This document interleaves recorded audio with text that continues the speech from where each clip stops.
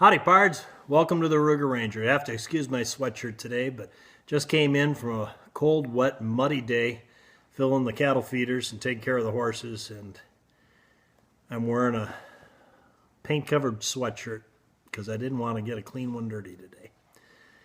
This is what we're talking about today, guys. This is the results of the first shooting of the Ruger American pistol in 9mm. And yesterday, before I shot this, I did two things. Number one, I made a Kydex holster for it, so I had a holster to use. Number two, I changed out the grips. There's been a lot of talk about this area on the gun causing your thumb to rub raw. And the theory of the person that reported on this and talked about everybody at his place, to the tune of like 6 people, had this experienced this.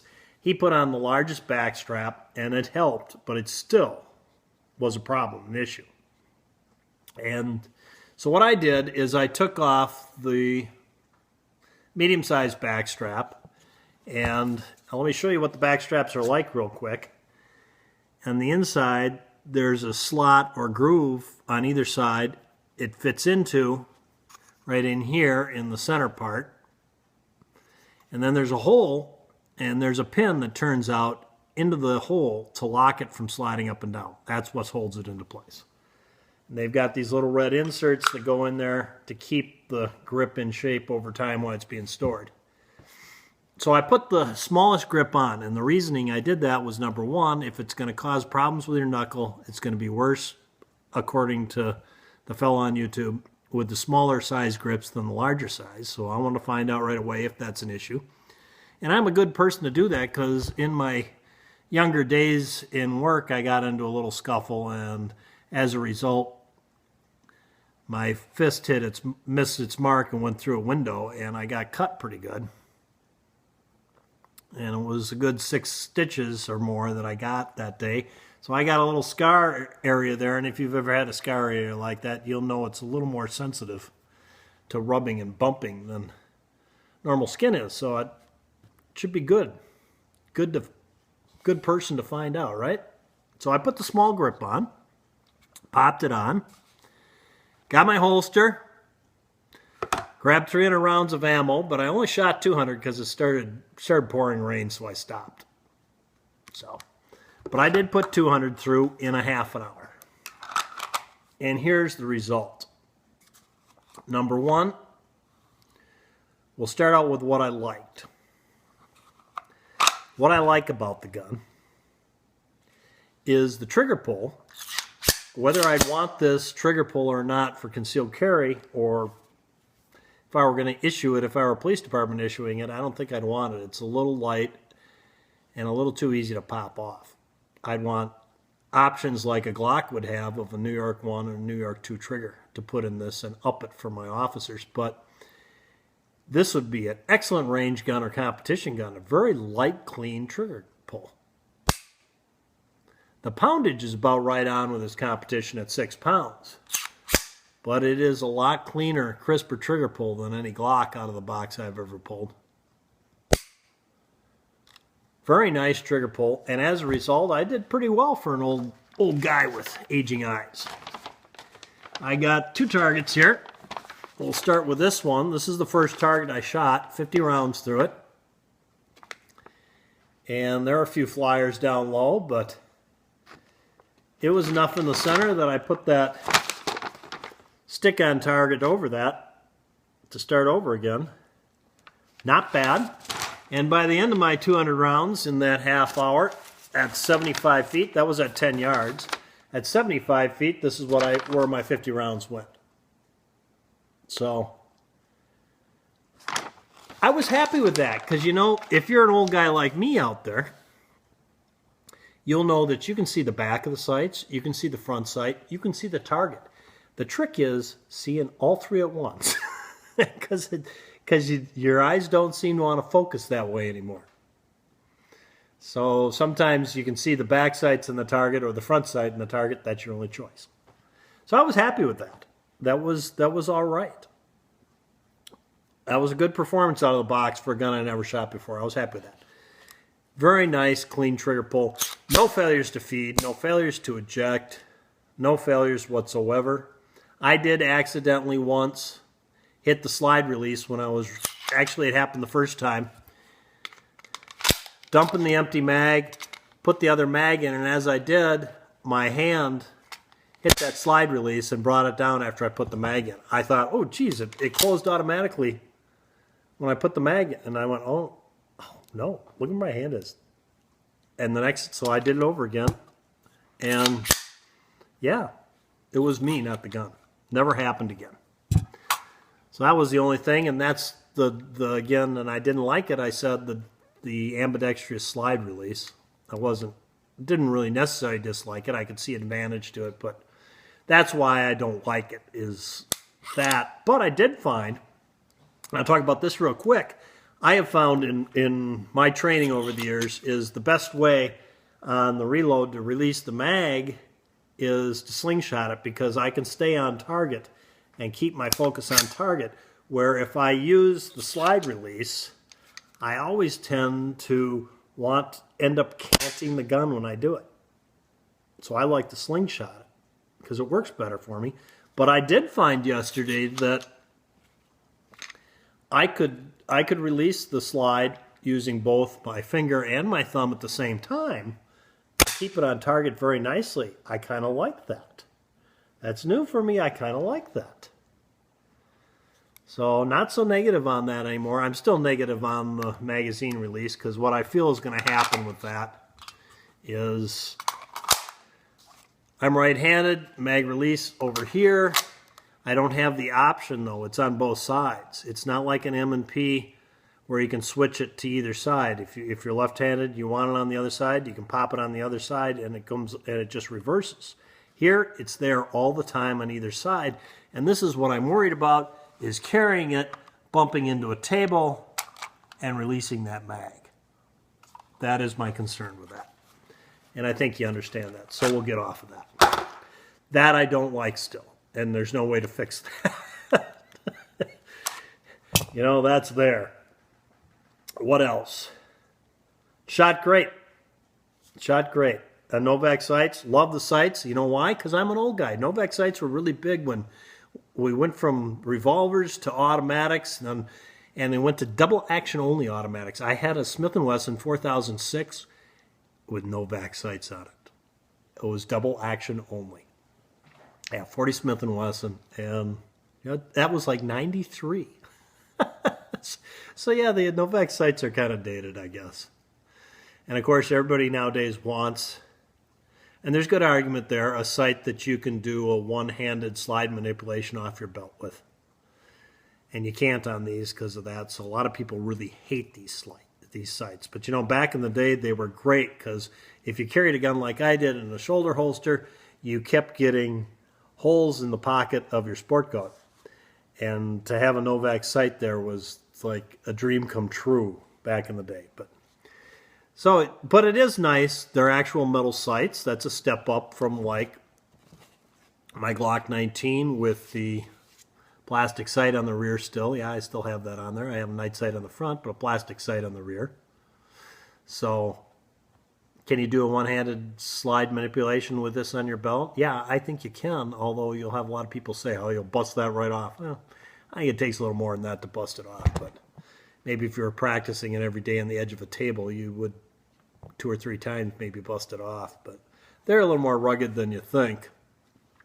But we're not here to talk about the Glock. I got that out for a reason, though. So this is what happened. After I got done shooting, I put my 200 rounds through flawlessly. Everything was great.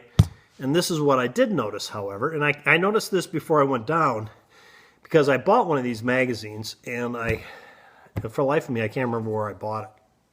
I think it was Brownells, but at any rate, it was $30, which is not a bad price. It's not a great price, because you can get Glock magazines for $20 to $25 all the time. They were on sale last week for $19.99 or $18. It was $18.99 at Brownells. They had a sale. So $30 is a bit much, but that's my breaking point. If it's above $30, then I second guess buying the firearm. Just because the cost of getting 10 magazines is going to be $300 bucks. So you buy a 20 round, you're saving $100. My Glocks, I can buy 10 magazines for 20 bucks mag, and that's $100 less than what this is going to be. And there's my breaking point. If I'm looking at, that's why I don't own a Walther or a H&K, because at that point you're paying. Back in the day, I had a Walther P88, and that's what started this. I paid like $65 a mag for that. Either that or it was the H&K P9S, I can't remember, but it was a lot back then. It's a lot now. So I tend to think about that stuff before I buy guns now. What do the magazines cost? Because a lot of these inexpensive guns out there, they make it up on the mags. They charge $40 for the magazine for a $300 gun. Yeah. $30 is not bad, though. $30 is not bad. Any rate, I got it in, and I was checking it to make sure it was the right one, it worked and everything, and it didn't take too many times, and I noticed, wow, the back, the nickel plating on the back is starting to come off. It's showing marks already. I put it in a few times. So I cleaned out the magwell on this before I went down and shot, and I even siliconed it just to give it a little edge. And they're all like that. The finish is coming off very rapidly on the back.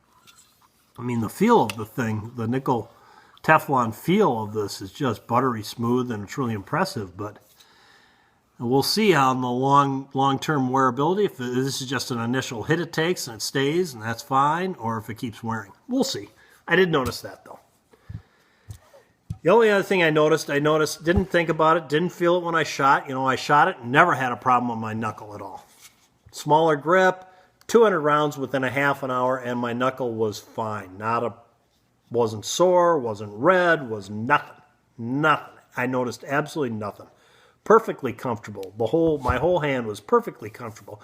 And I came back, and my wife had come home from work, and we were talking about it, and I was showing her the gun, and she held it, and she said, well, I like it because it's a smaller grip. It feels nice, except for I really don't like this. And I hadn't noticed it. Didn't bother me one bit. She didn't like the lanyard on the bottom, but not the lanyard. She didn't like how the grip was cut out, and it seems to be excessively high cutout. I'll show it to you on this. Excessively high cutout for the lanyard. It didn't need to be that big, probably. But she didn't like that because it leaves a really sharp edge right here and right along the edge. And she's right. It didn't bother me shooting, but you hold it like this. As I was holding it like this, showing it to her, I went, oh, that's kind of sharp, and that's what started the conversation. And she held it and said, yeah, I don't like the bottom at all. And so, yeah, I'm going to take that off and trim that back a little, put a rolled edge on that, because it is a sharp, pointy edge on that back grip. And I'm not a fan of these grips like that. That's why I've got my Glock 19 here. It's a Gen 3, not a Gen 4. I'm not a fan of adding on a grip to the back of it, because, you know, when the Glocks came out and everybody had to carry a Glock, to me it was like, oh, that awful plastic gun. That's, you know, sacrilegious. And I started carrying it, and you know what I found? I really liked it because it had no grips. Because like every gun I ever got, the grips never stayed in place, and I was constantly putting epoxy putty on the backside and tightening up the screw to keep that grip from moving around, to get it just so. And here, yeah, there's nothing there to move. That was one of the beauties of the Glock. And then when we start adding these back straps, I understand the reason, so you can make it fit multiple people, but it's right back to grips to me, moving around. And that is what she made me realize is, here. You hear that moving around? That's how much play there is in this back strap. And I don't know if you'll be able to see it at all moving around, but you can hear it.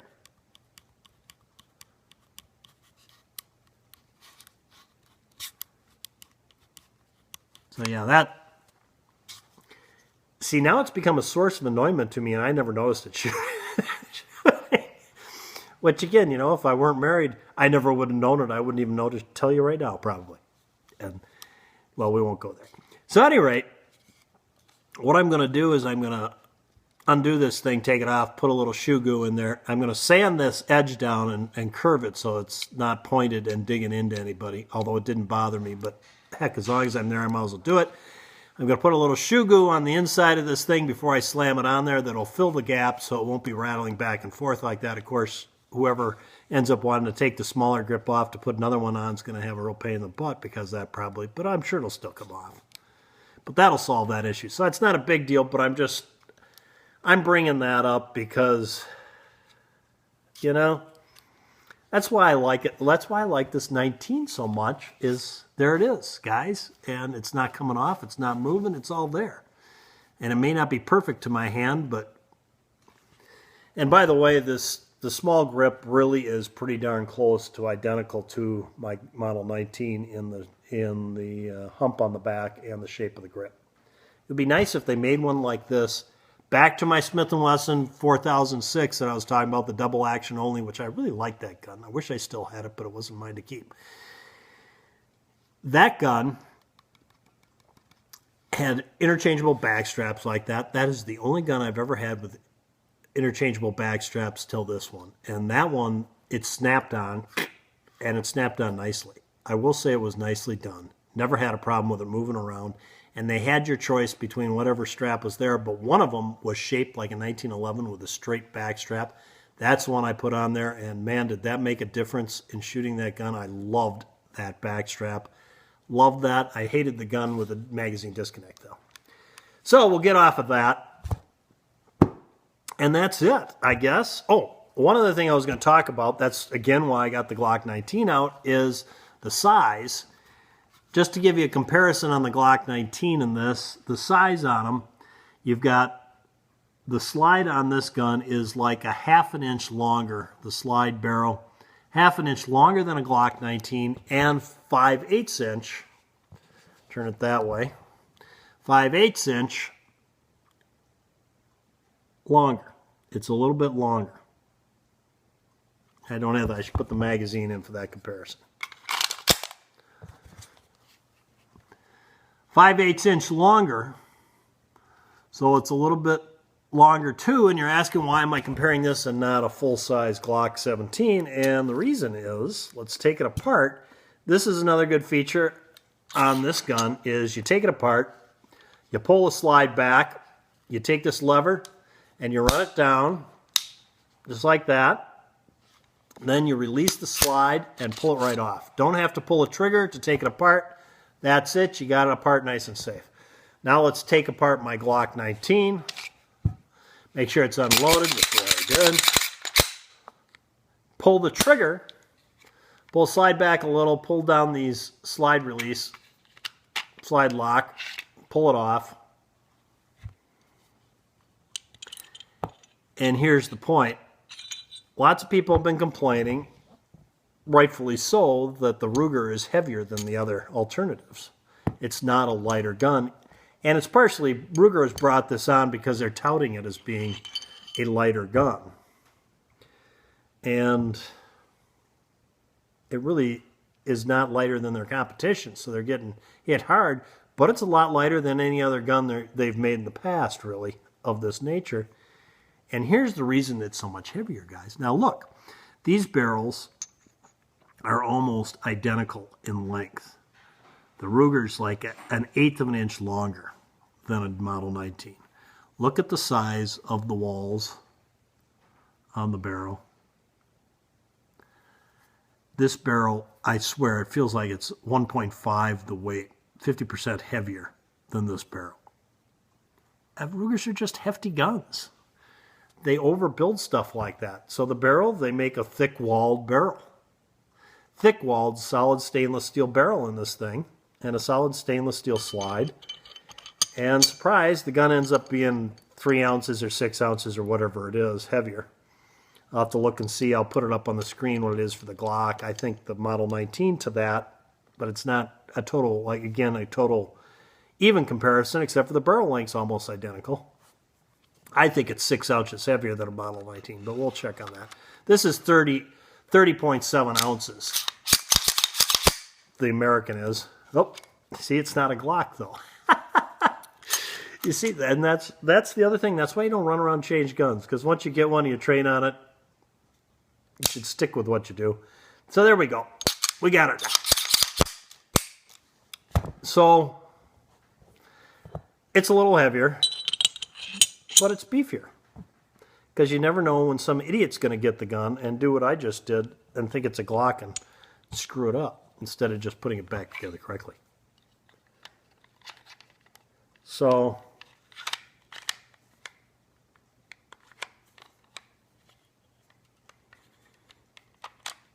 got to pull the trigger back on this when you put it back together, because it's got a, keep forgetting that, it's got a Glock 2, or a Glock 2, New York 2 trigger in this Glock. And there's a little binding when you put it back together. You got to actually pull the trigger when you put it back together too. Unlike the American, which you don't have to pull the trigger at all, which is a nice feature about it. They did something right there. And fortunately, they didn't get carried away with a magazine disconnect or their notorious, ridiculous flag that comes up and loaded chamber indicator. So good job, Ruger. You finally figured that out. You got a witness hole here instead. And you know what I always do? That is, I do a press check. That's how you do it. You do a press check. See, make the shooter responsible for knowing whether he's got a loaded gun or not. They do a press check. But they do have a witness hole here, so you can see the brass through there. If you're shooting steel case, you may have a hard time seeing it. But if you're brass, you can see it through the witness hole instead of having a chamber indicator flag come up that blocks your sights. Ruger got it right on that. They got it right not to have a magazine disconnect. I can shoot this gun without the magazine in there, which means I can do what? I can do a tactical reload. There's a lull in the firefight. Now's the time. I got 8 rounds left. Why not put a 17-round mag in? Put this mag aside, put it in my back pocket, have it for later. Get 17 rounds in there. In the process of doing that, if I have to fire, oops, I misjudged, there's a bad guy I got to fire, I can still do it, right? Can't really do the tactical reload and be able to fire without the magazine in there when you got a magazine disconnect. Now the gun's useless till I get that next magazine in. So there you have it, guys. There's the first 200 rounds in this gun. And we'll report back on how the thing fares when we get to 1,000 rounds. Thanks for tuning in. I hope you like my channel and my project. I'm excited about it. And I think it's interesting because when I bought this gun for the project, I bought it for the project, not because I wanted it. Matter of fact, I was not real excited about this gun. And part of that, I'm going to tell the truth here, I went out to look at this gun as soon as it was out. And I looked at it, and I saw the video from the fella saying it rubbed everybody's knuckle raw. I'm not buying it, so I didn't buy it. That was like, what, Christmas time? December? So I went and looked at it and said, yeah, look at how flat it is back here, and the grip just kind of bumps up against it. Yeah, I could see that. That's why it's rubbing their knuckles raw. What a bunch of knuckleheads for building the gun like that. But so that's what I did. I put the small grip on, I shot it, and I reported to you after 200 rounds in a half an hour. Did nothing to me. And if you look at it, you hold the gun right, your knuckle's not going to be there anyways, because you hold it as an extension of your arm. So your arm absorbs the recoil and your knuckle's way out here. So how do you rub your knuckle raw? I don't know, but I wasn't getting any rub marks anywhere on the webbing, and the stippling, if you want to call it that,